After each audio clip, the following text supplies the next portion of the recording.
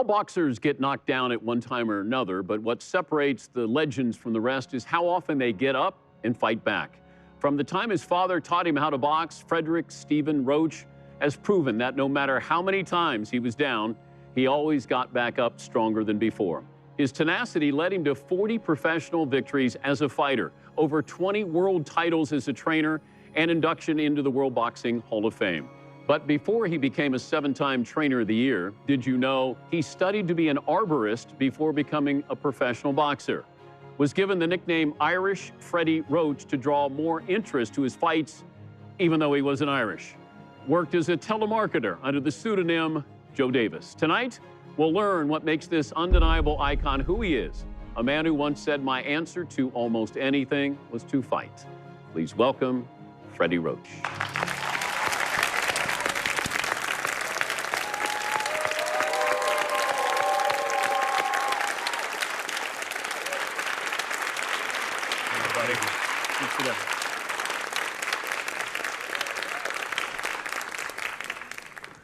Looking good.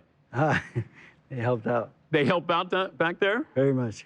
I want to ask you what the household was like. You grew up in Dedham, Massachusetts. Yes.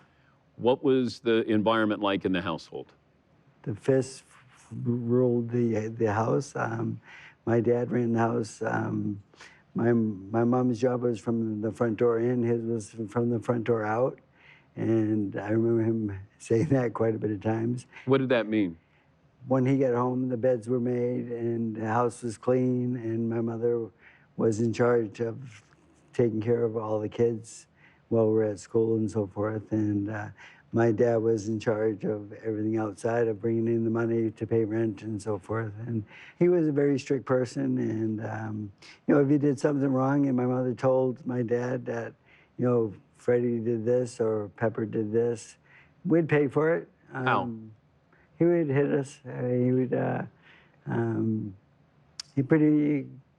like getting hit by him. He hit hard. He punched pretty good. So these are closed fists. These are punches. Yes, and it was just it worked because we didn't make that mistake again, or tried not to make it again, at least. And my dad was a very physical, mean person, and but he also is the one that taught me how to box. So I kind of favored my dad over my mother growing up because of what he would teach me and so forth. And I knew that she was the one that was maybe sometimes taking the beating for me to keep me out of trouble.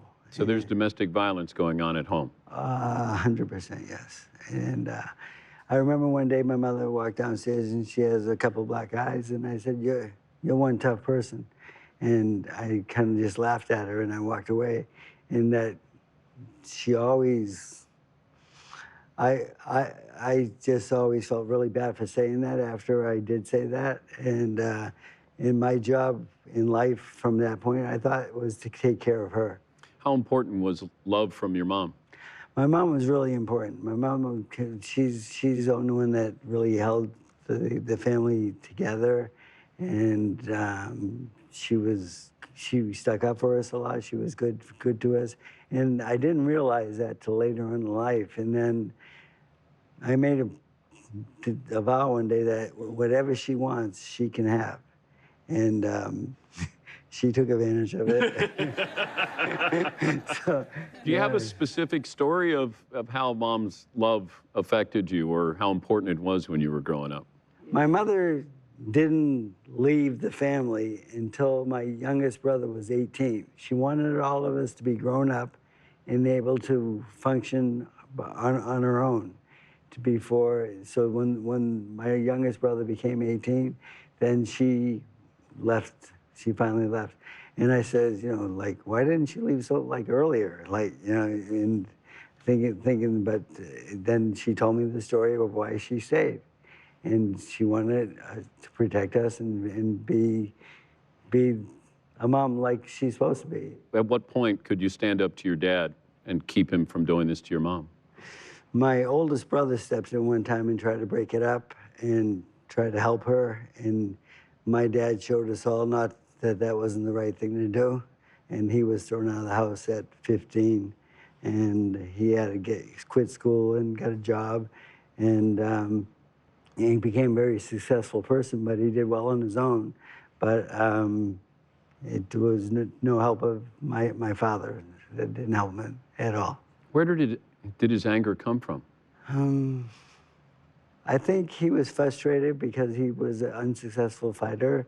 You know, he won the New England Featherweight Championship in 1947, and then his career didn't go much further than that. And we lived in the projects in Dedham, Massachusetts, and the projects is like a lot of poor families and so forth, and a lot of competition, and a lot of competition in the family, a lot of competition outside the family, being the best athletes and so forth, and quite a few street fights, yeah. I probably fought my brother Pepper every day at some point, but that son of a bitch kept winning, though. Yeah, so, Well, did it feel good to fight somebody other than your brothers? sometimes, yes, because they were predictable, and I knew what to look out. You knew their styles. I knew what to look out for. I said, well, that one, he carries a knife, this one bites. Because one thing that, in a street fight, that with the Roaches at least, my father really taught us to win, whatever it takes to win. How many street fights do you think you were in? Growing up, street fights, probably about 300-400. What's the craziest thing you did to win a street fight?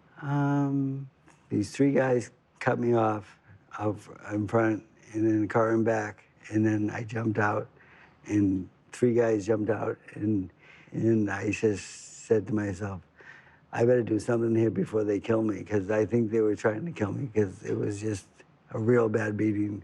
And I took the main guy, and I remember I put him down, and I jumped on top of him, and I pulled him up into my mouth, and I bit his eyeball out. I mean, there was You bit his eyeball out. Mm-hmm. I had eyelashes actually stuck in my teeth.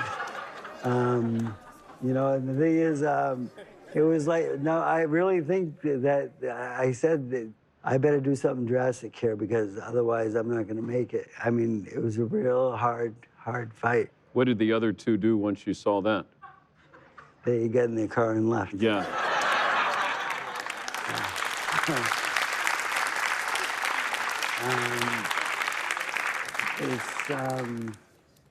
You're such a mild-mannered looking guy.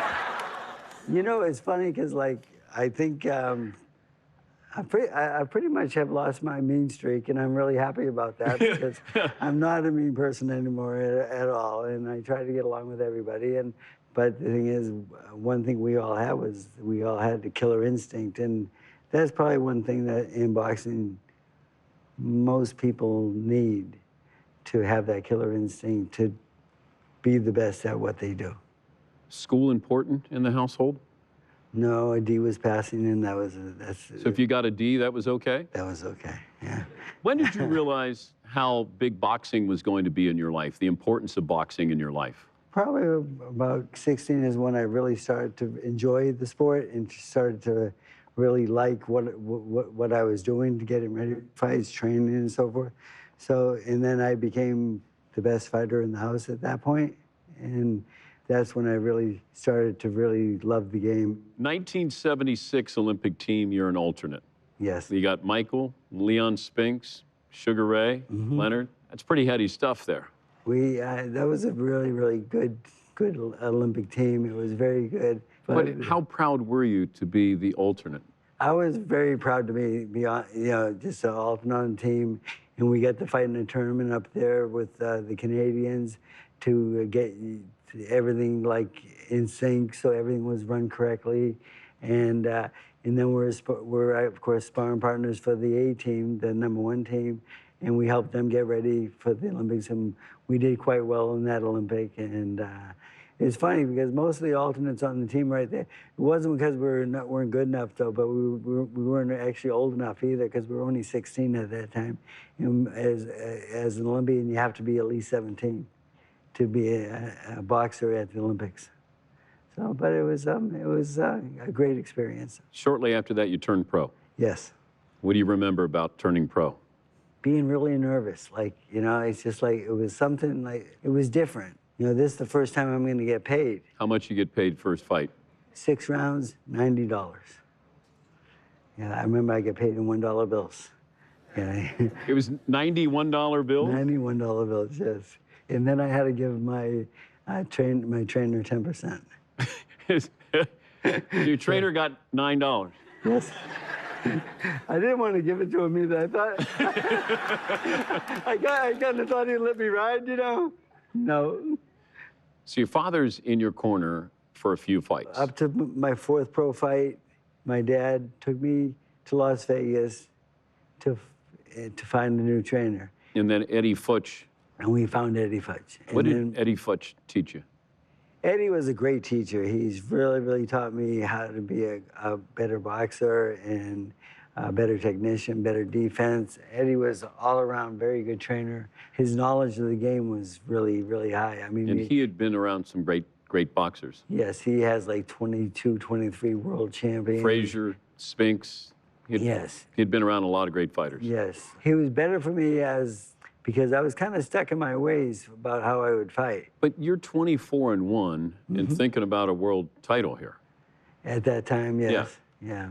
And that's the goal?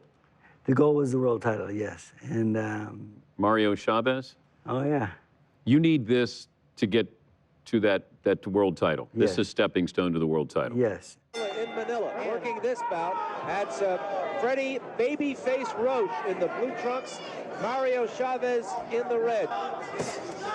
Left hook by Roach, and we've got some blood underneath the right eye of Mario Chavez. Freddie Roach now fighting with a bloody nose. Chavez with another strong left hook. And Freddie Roach is letting it all hang out here in the 10th and final round. That was a left-right combination by Freddie Roach.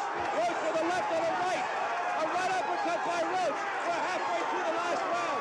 And Freddie Roach is beating a rat-a-tat-tat on Mario Chavez. What a fight. The winner by unanimous decision, Roach.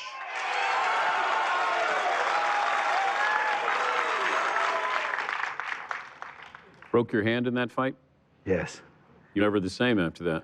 I broke the hand in the 2nd round, and then I had a little bit of time off, and then I had surgery on the hand, and then I broke it again in training, getting ready for the next fight, and had surgery again.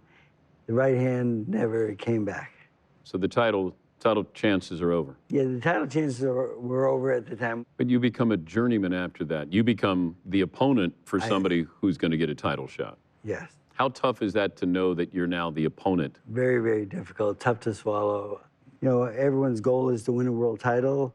I was disappointed, yes, but the thing is, you know, not everybody can be a world champion. I figured out. And it's just not made for everybody. And then Eddie was getting a little bit more separated because he had Larry Holmes now, and he had a lot of heavyweight champions and so forth. And Eddie was spending a lot of time with them and not me anymore. So this is 1985, and he decides that he's going to leave you. Yes. After the fight in Lowell, Massachusetts, I kind of decided in the 2nd round of that fight that this is my last fight. I says, during the fight, you decide? Yes. I just didn't want to fight anymore. It wasn't I didn't want to win. I didn't try to win. I just was going through the motions and just trying not to get knocked out. And that was the first time I've ever done that in my life. And I said, you know, how can I, you know, go from wanting to be world champion, almost becoming a world champion, to this? And then I went back into the dressing room, and my dad says to me, what happened to you? I says, what do you mean? He said, how can you be so good at one point of your life and be so bad at this point? And I says, well, why don't you go fuck yourself? and so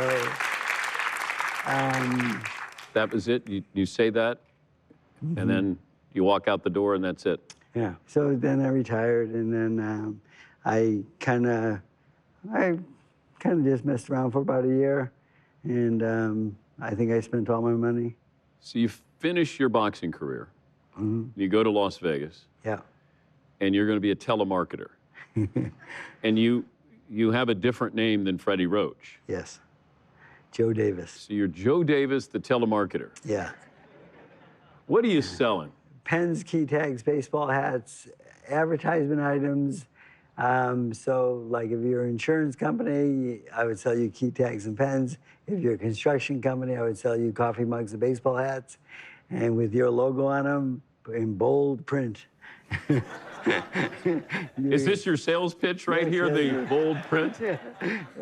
But you don't have any money. Like, you're broke at this time. I'm broke, yeah. A friend of mine, Steve Sislak, he owned American Distributing, and he was the one that gave me a job. You know, just until maybe something breaks somewhere, you know. By the way, when I talked to him, he said you were horrible as a telemarketer. He's correct. I mean, He said you wouldn't push anybody when you would sell it. You would say, here's what it is. Are you interested? No. And then you would say, okay. And then you would hang up. Yeah. Telemarketers don't do that. No. They want to keep you on the phone. They keep you on the phone because sometimes people in the world can't say no. You go from nearly fighting for a title. Yeah. To telemarketer. And a drunk. And a drunk. And drunk, happy hour every night. How do you get out of this? I got lucky. Eddie is really busy with his fighters and says, Freddie, can you help me? And Mr. Futch wanted me to be part of his team. Yes. Did he know that you were in trouble? Yeah, yes, he heard. Yeah, he heard about a lot of the fights, a lot of the barroom brawl. It was. So you're fighting in Vegas too? It was all over Vegas. Just not in the ring. It was, yeah. It was, Eddie really latched on to me because he knew I was gonna be there every day. I would never miss a day or something like that, like some of the other assistants. He saved your life. He saved my life, yes. And I made a couple of decisions at that time in my life that I'm not going to be a bad example for my trainers, and I'm not going to ask them not to drink if I do drink. So I quit drinking. I quit everything in my life. The only thing, I'd go to work in the morning as Joe Davis, yes. And then after that was over, I'd go right to the boxing gym, and I would train all of Eddie's younger fighters. But Eddie gives you a chance. Eddie gives me a chance, and Virgil Hill says, Freddie, Eddie is so busy right now, he doesn't have time to train me. Can you train me? Yeah, Virgil, he's a silver medalist from the Olympics. And 6 months later, we were fighting for the world title. And this is what it looked like. He wants Leslie to initiate the action. And he's doing it. Oh, right here! There's your shot. The champion is down. We have... This is the fourth round. Vinny Ranone, it's a mandatory 8. He's still spaghetti leg. Oh, he'll need that 1 minute rest. And there he's down. He cannot be saved by the bell except the last round. It's all over. The fight is over. Another upset. There is the new WBA light heavyweight champion of the world with Freddie Roach, a former fighter, and Eddie.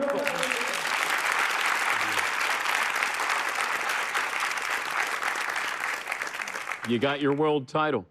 I got my world title, and I had a pretty good stable right away. And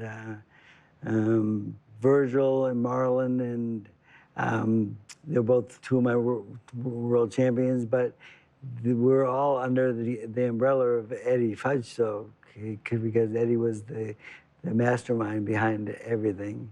And at one point, the two fighters came to me and said, Freddie, we don't want to be with Mr. Futch anymore. We want to be with you because you're the one that's doing all the work anyway. And Eddie's making all the money, and you're not getting enough to even, like, you have to work a job as Joe Davis.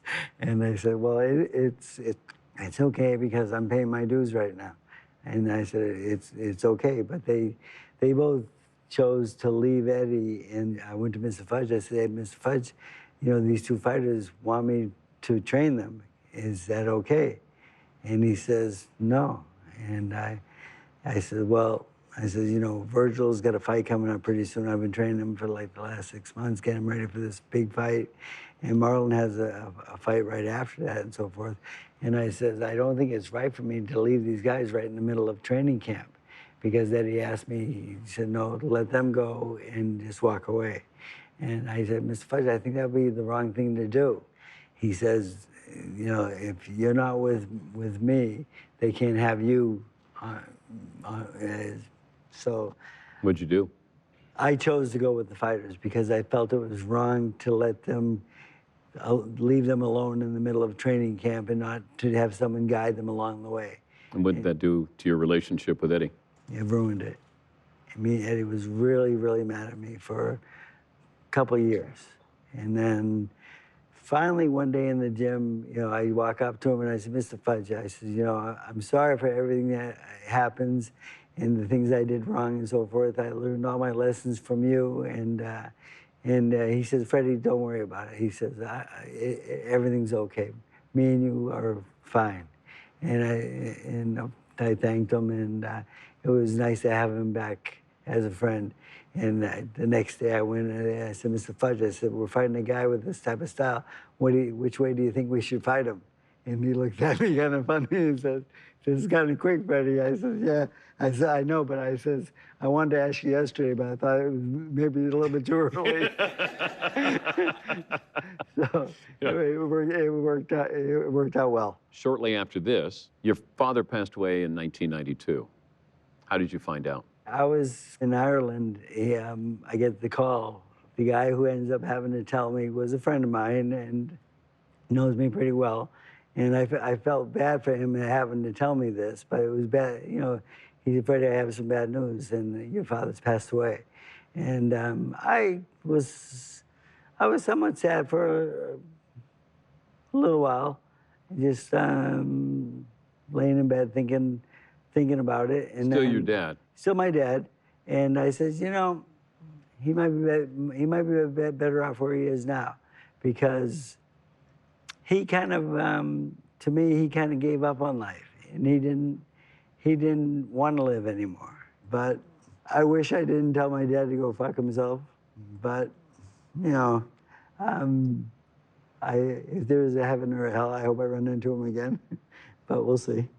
You've established your own gym now, Wildcard Gym. You're on your own. You're training fighters. Yeah. Eddie told me at one time, don't open a boxing gym, Freddie. It's a pain in the ass. He says, it's a lot of work. He says, you're better off not doing it. And I said to myself, I says, yeah, but you never know when the next Muhammad Ali's going to walk through your door. Everything is going well. Everything is going, yeah. And then you get a diagnosis. I was diagnosed as Parkinson's.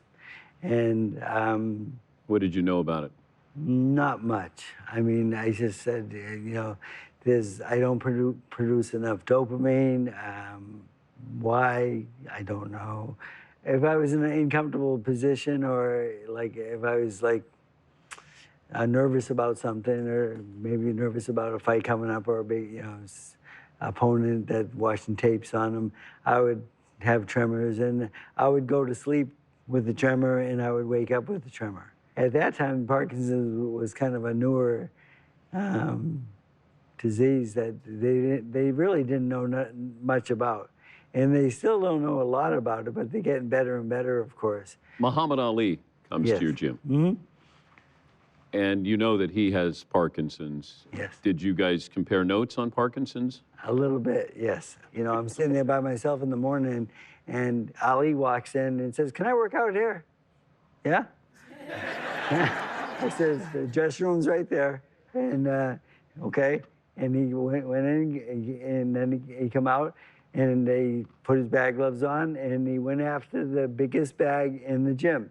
I said, you know what? That's a true heavyweight right there. I said, because he didn't go after the little bag where he was going to beat it up, you know, and try to impress somebody, you know. And I said, I saw when you started hitting the heavy bag that your tremors go away. And he said, yeah. He says, that's like something I'm just used to. And he says, I don't shake during any of my boxing workout.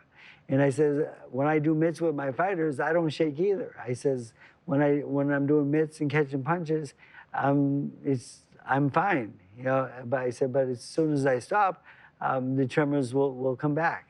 And so we're comparing notes and so forth. But when Ali came in that gym for those 4 hours, he entertained everybody in the gym. He flirted with the girls. He did everything possibly. It was the greatest day that my gym has ever had. So 1999, Muhammad Ali walks through the door. Yes. And as you said, you never know who's going to walk through the door. Right. 2001, Yes. Manny Pacquiao walks through the door. Yes. What did you know about Manny? Nothing. Didn't even know who he was. Can I help you? He's a little guy walking in, 112-pound former world champion who had lost that title, getting knocked out by a body shot. He says, well, we hear you're pretty good at catching with the mitts. And I says, yeah, I can catch. And he says, well, you want to work out together? I said, yeah, no problem. So after one round of mitts with Manny Pacquiao, I says, wow, this kid can fight, because he had speed and he had power. And it's very, very hard to get those two together. At that size. Yeah, especially at that size. And I said, you know, because I asked Pacquiao, I says, well, you know, did you go to any other gyms before this one? He says, Freddie, I started in New York and I came across the country and I stopped at every gym I could. And everyone else turned me down. I says, what? And so I called up Top Rank. I says, you know, I got this guy named Pacquiao. I was talking to Bob Arum. And Bob Arum says, yeah, we passed on him. I said, why would you pass on him? He says, Freddie, he's a small weight class. He's not going to make no money. I says, Bob, I said, no, this guy can really fight. He says, you're crazy. So we started working together. Everything was going really well. And then he was about to go home, but right at that time, Ledwaba was the world champion from South Africa, and his opponent had gotten sick and pulled out of the fight. Manny was the next available opponent. What are you thinking? I told all the Top Rank employees, I said, okay, now you can make the bet of a lifetime right now. I says, bet on Pacquiao, he's 60 to 1. I mean, you can't get a better odds than this, I'm telling them. And they said, Freddie, your guy's gonna get killed. I said, what are you, crazy? I said, I'm telling you, this kid is special. And they says, Freddie, Ledwaba's like the best 122-pounder in the world. I says, no, he's not. I says, he's second best. And he goes into this fight as a 60 to 1 underdog, and the announcers don't even know how to pronounce his name. This is true. So it's the southpaw Pacquiao against the conventional fighter Ledwaba. Pacquiao.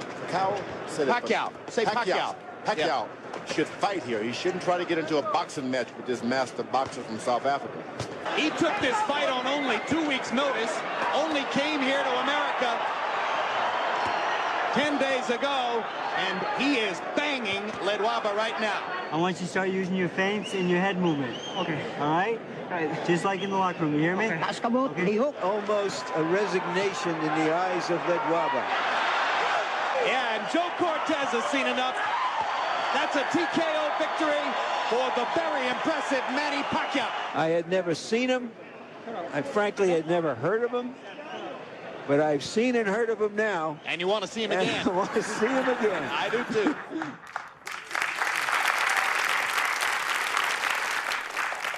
You had to be pretty confident to put a 60 to 1 underdog in the ring, Freddie. Why were you so confident?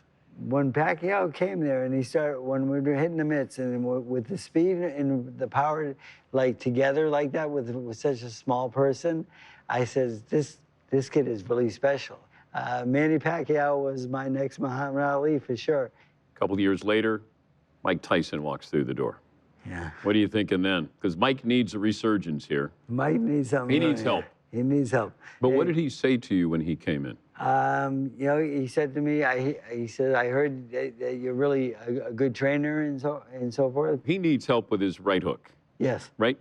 I mean, that's why he's there. that's why We he's know there. about the left. Yes, it was there, but it wasn't enough. So the thing was, at that point then, to develop both hands equally and to make him a two-fisted puncher.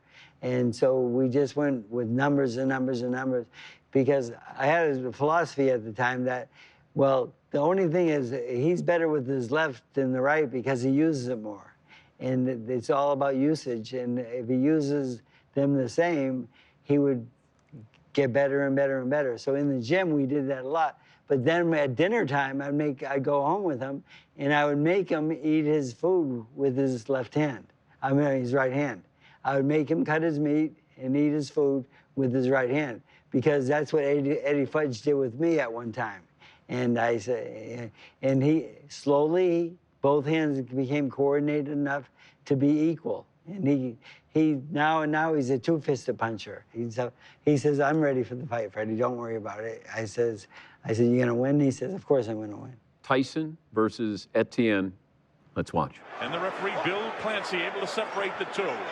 Good instructions given by the ref in the early going. Mike gets it with the right hand, and Etienne is down.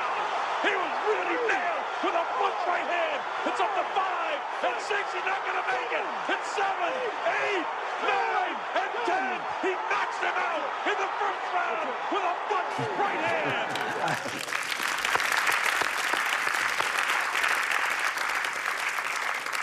All right, let's go back to Pacquiao. Pacquiao moves up. He's going to fight Marco Antonio Barrera. Yes. Dangerous guy. Pound for pound best fighter in the world at that time. Yeah. A very dangerous guy. What's the game plan going in? The game plan pretty much for Barrera is that I didn't think Barrera could handle Manny's speed. And Manny, you know, he's very quick and he's explosive with those combinations. And because a lot of people thought I was, again, biting off too much. A lot of people thought that he was going to get killed in the fight. And this is how it played out. Hard left hand, straight on the button by Pacquiao. Down goes Barrera. There are probably some in this arena who didn't really know who Manny Pacquiao was or what his chances might be against Marco Antonio Barrera. Now they know. Pacquiao is strafing Barrera with left hands. And he backs Barrera into the ropes and hammers him again. And now there's a big cut on Barrera's left eye. Manny, it's too late for the body right now. Let's go to the head. I wouldn't send him out for the 12th round, Manny. I don't care how proud he is. There's no way a great fighter should have to go through 3 more minutes of this. No, because Pacquiao is not backing off. If you had a guy that was He's getting hurt. Here comes Barrera's corner. Barrera's corner man is up on the apron. He's going to step into the ring. That's a good decision. Finally, a superstar emerges in San Antonio.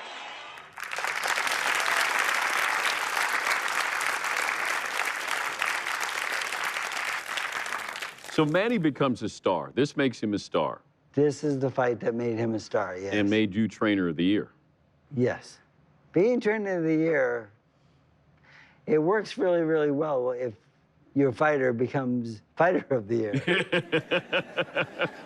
You're a telemarketer, the trainer of the year. Yeah. That says a whole lot about you. What's your motivation now? What are your goals at this point? I want to win again, and I know, you know, I have some talent. I have some good kids in the gym, and I'm not done yet. Are you able to take care of Mom at this point? Yeah. I built a duplex so she could live on one side and I could live on the other, and I could see her every day. And it worked out really, really well. And she passed away this last Christmas, but it was really sad. But she had cancer 3 times, and the 3rd time she was just really tired of fighting it, and just, it was probably the most miserable 14 days of my life, because watching somebody get sicker and sicker, or and somebody you love like that, it's difficult. Were you there by her side when she died? Yes, yes. Were the other brothers? No, just me. is me, because she lived closest to me, because I was the only one that could help her and have her live the life that she wanted to live and just not worry about anything. She didn't have to worry about bills or payments, and if she wanted some more clothes or whatever she wanted, she got. And like I said, she took advantage of my quote. But that was okay. Yes. It was good. And you had closure with her by being there. I had closure with her, and I'm trying to get her to eat some applesauce, because that's all she can eat. And she like wakes up and says to me, Freddie, I want to thank you for everything you've done for me.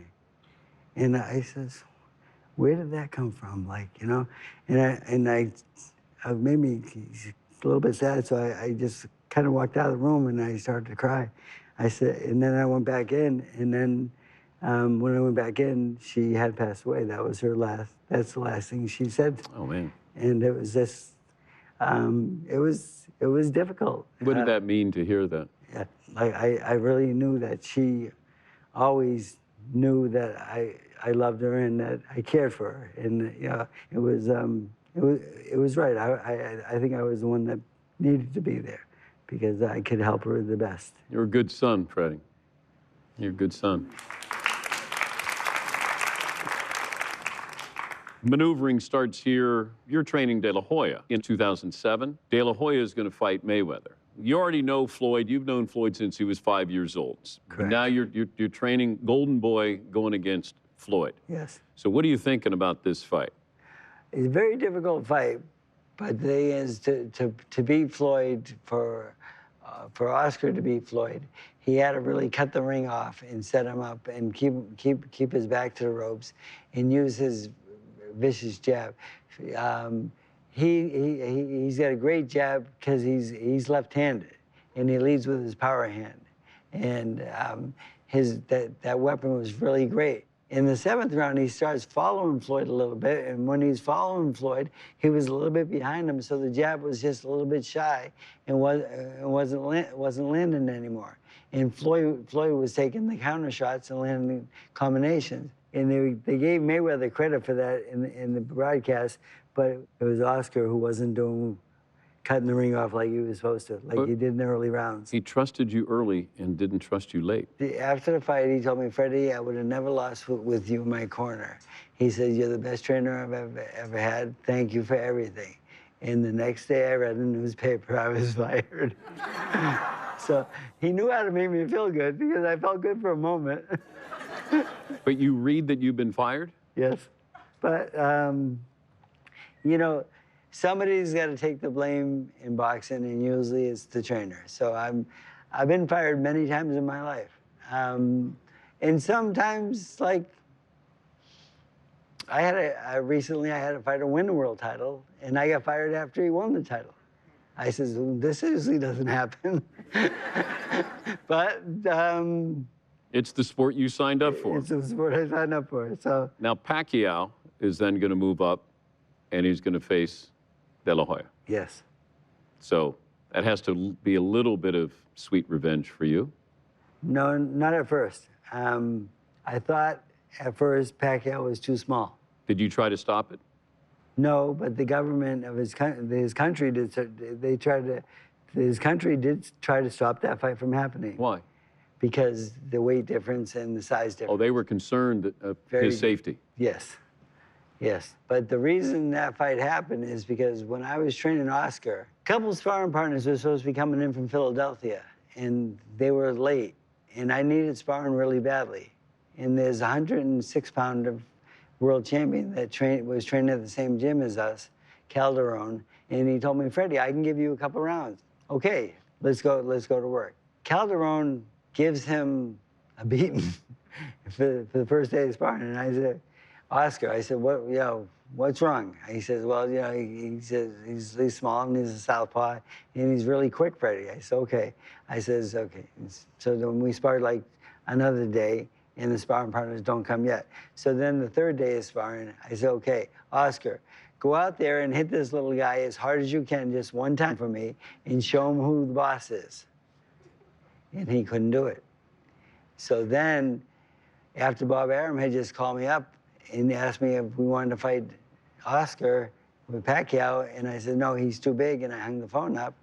And about 2 in the morning, I'm thinking about and dreaming about the fight in the sparring with the little guy who's a southpaw and really fast, like Manny Pacquiao. And I said, 2 o'clock in the morning, I picked the phone up and I called Bob Arum. I said, Bob, I says, make that fight happen. He says, you sure? I says, 100%, yes. Just based off that sparring session? Yes. Based off that sparring session and my memory of him fighting a southpaw, which Pacquiao is, and fighting speed, which Pacquiao and Calderon both have. And Pacquiao goes up to 147, and this is how the fight turned out. Manny Pacquiao is annihilating Oscar De La Hoya. And in the 7th round, De La Hoya has 0 answers for the Pacquiao assault. No, we cannot do anything. He's very slow right now, okay? Now, the feints are going to draw his lead out. Tony Weeks has a tough decision in front of him. We're going to stop it. Better we stop it. It's our decision, Oscar. It's a decision that we have to take. There's no reason to continue with this. He's too fast. Are you okay? Are you with that? You agree? Yes. Manny Pacquiao has beaten Oscar De La Hoya. I just know I get the younger, fresher guy out there. I trained Oscar, you know, and I saw him very sluggish in the Forbes fight. I thought, you know, he couldn't pull the trigger anymore, and I proved I was right.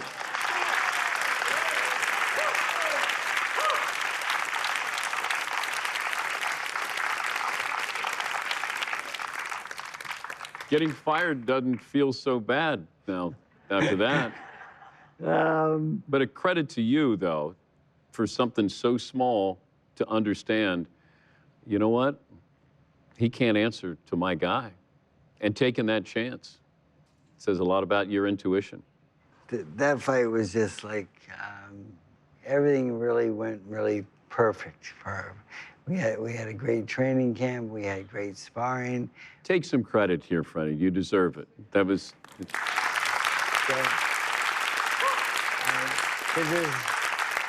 There's somewhere in that broadcast where I say to him, he can't handle your speed. And that was, to me, that was the key. That was... You based everything off of that? Off that, yes. And Pacquiao fought a great fight. I mean, do you know you got a showdown coming up with Mayweather? Possibly, yes. So 2010 negotiations start. Yes. And it gets ugly. And there's accusations. Floyd saying that, you know, Manny's doping. Like, there's a lot going on here. A lot, yes. How tough is it to train a fighter who you don't know when that fight is going to take place? It's very difficult because when the fight's signed, it's much easier. But the thing is, this fight was just, it was just really a lot of work, getting everything done, from the glove selection to the rules meeting, to the legal hand wrapping in Las Vegas, 1-inch tape, and they're trying to use 2-inch tape. Floyd's playing a lot of games here. He plays a lot of games, But is this a stall tactic, in your opinion? That I believe it was a stall tactic to get Manny a little bit older. You got to schedule some fights. And Juan Manuel Marquez is next up, and this is how it played out. Marquez was off balance again. Now gets his feet back and tries to roar back to nail Pacquiao with the right hand. Oh! That's another knockdown. Will he get up? Pacquiao is still face down. And we have to ask, will Manny Pacquiao ever be seen in the ring again? It's tough to watch even now. It's a tough one. What did he do wrong there? You know, it's really a flaw that happens quite a bit when a righty and a southpaw fight each other. And Manny stepped in and stepped on his foot and lost his balance. And Marquez knew to throw the right hand at that time. I give his trainer a lot of credit for teaching him that. Wait, so he knows that Manny's off balance, so you immediately swing. If someone steps on your foot and he rolls off it and he's right in front of you, throw the right hand. And I learned a lesson that night by his trainer being a little bit smarter than me. Manny was so close to ending that fight, and it was like maybe 2 punches away from ending that fight the other way. But he steps on his foot, loses balance, and gets caught with the huge shot. And how did that change him? He lost his killer instinct, and he was going into fights after that, and with the idea, I don't have to hurt my opponent, but I just have to beat him in decision. I don't have to knock him out. I don't have to hurt him. And I said, well, Manny, that's kind of as a fighter, I said, I don't believe that choice is really in your hands, and I don't think that you should possibly think that way, because you're great because of the way you win fights and the way you lose fights. I mean, when you fight for it and go for it, there's always a chance that you might get it on the other side. I mean, that's a risk Manny would always take. Can you get it back? I don't believe so. All right, so you have the Mayweather-Pacquiao fight. You are apprehensive about him getting in there. Did you try to stop that fight? No, I didn't try to stop the fight, but no. But he was hurt. Yeah. Did you try to prevent him? I didn't try to stop the fight until I found out that the injury was that bad. The injury on his shoulder would need surgery to fix. And we're going to go into the fight and with the bad shoulder. And so we had made an agreement that Mayweather could shoot his hands up, which he does quite often because he has very fragile hands, and he does use a painkiller in his hands to be able to get through a fight.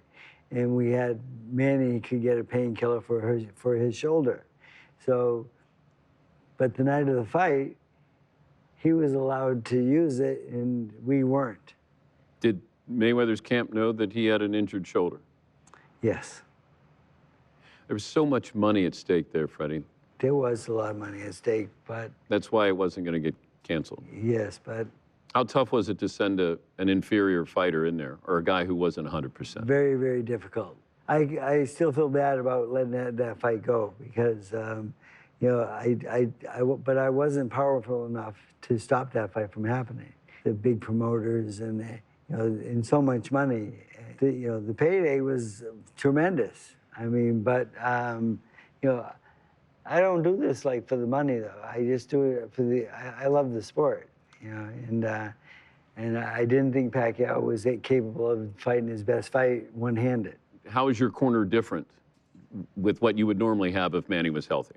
Manny couldn't be as aggressive as I wanted him to be, and he had very, very limited. With a one-handed fighter, he was very limited with going in there with a guy that has two healthy hands. And Mayweather is one of the best boxers out there. And at this point in Mayweather's career, he's one of those fighters that he's very careful. He doesn't want to get hurt, and he just outboxes everybody. But the Mayweather we saw earlier when he fought Oscar in those days, he was a great fighter, I think, and a great boxer, and could do everything. But now, in the Pacquiao fight, he just wouldn't take it. He doesn't take a lot of chances and so forth. He did enough to win. He just does enough to win. But if Pacquiao is healthy, does he win that fight? I believe so. Well, not just healthy though, but maybe a little younger, a little more fire. I don't know. You think about that it got to that point, and Floyd played the game. He played the waiting game, and he won. Yes. He got paid.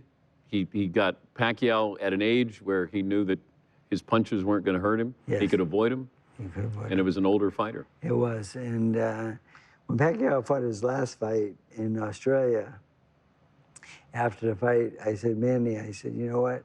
I says, I think being a senator and being a fighter at the same time is maybe a little bit too much, because I said, it's hard enough being a world champion fighter, or it might be just as hard being a senator.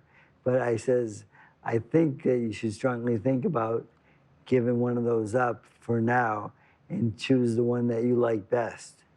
And he has not spoke to me since I said that.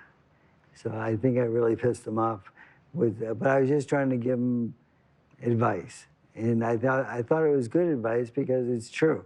And we had a great run together. We had 16 years of great wins and great defeats. You know, most marriages don't last that long. But boxing trainers, never. Yeah, you can get fired after winning a world title. This is true. Yeah. Yes. I want to bring out your quote here, because I think you've kind of epitomized this quote throughout this conversation. My answer to almost anything was to fight. You fought literally. You fight differently now. Yes. How would you sum up this quote? Everything in my life, the answer to everything was my fist. And that's where I would separate the men from the boys, maybe. I try to teach these guys to be the best they can be at what they do. But you truly care about them as people. I truly do care about them. I do. If they need a place to live or a place to stay, there's always room in my house, and they take advantage of it sometimes. But that's okay. So what's next? I have about 500 people come through my gym every day now, and the it's doing well, and people are going and having a good time and so forth, and the gym is a fun place to be. And people say, how can you spend 6 days a week, 12 hours a day at the gym? I says, it's a lot better than you think. I say, something new happens every day. It's just like there's a lot of characters in the world in the world of boxing, and we have a lot of characters at my gym. Wildcard Gym has become this celebrity hangout. Yes, it's at times. Mark Wahlberg. Yeah, Wahlberg. Stallone stopped by all the time. Yeah, Sylvester. He's a big fan of. Who else comes by? Arnold Schwarzenegger. It's pretty good stuff. Yeah, Arnold always wants to say, he said, Freddie, when are you going to teach me how to box? I said, when you show up at my gym. But then when he comes to the gym, he's always got a shoulder sore or something like that. But they're really good guys. And like, if I get my haircut at Giuseppe Franco's and they hang around the same area, and then they have a lunch in Cafe Roma, then they always invite me to lunch because they want to talk about boxing. I got some fun questions here. Mm-hmm. What's your favorite movie? The Natural. Now, I was told Kung Fu Panda. That was there for a while. I forgot about it. Wait, but Kung Fu Panda came after The Natural here. Yes, but I met this girl. Oh, okay. What pisses you off? Lazy people. I don't like lazy people. I don't like people. I don't. If you want to come to the gym and you want to train, I mean, at any level, please come and train hard. I mean, because like, don't be lazy about it, because there's no room in a boxing gym for that. I mean, you'll get hurt if you're lazy in this sport. You will. You've been an inspiration to a lot of people for a variety of reasons, and that's the great part of this show, is people get to hear about a journey, how it started, very difficult journey, to where you are now in the Boxing Hall of Fame. Ladies and gentlemen, Freddie Roach.